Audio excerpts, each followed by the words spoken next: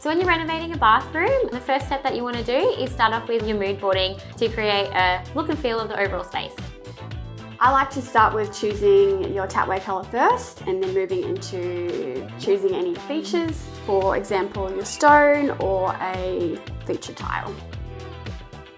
So now it's time to do the space planning of your bathroom, and to keep the cost down, you want to keep your electrical and plumbing in the same location. But of course, if your existing space isn't functional, it is time to change that.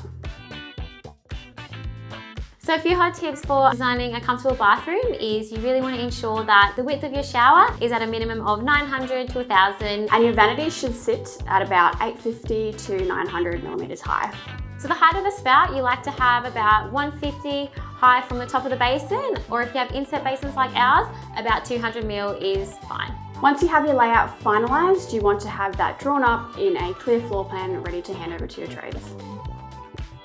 Once your design is all locked in and your electrical and plumbing have been disconnected, it's time for demolition.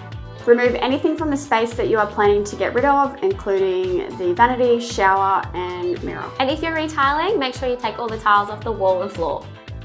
Once you are all demoed, you are ready for roughing. It's really important that you are on site with the tradespeople so you can answer any questions that they might have. We suggest marking out key spaces on the floor to get a really good gauge of what the space will look like.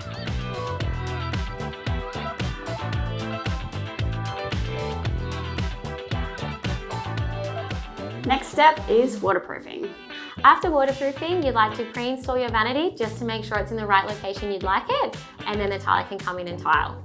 Now it's time to paint the walls.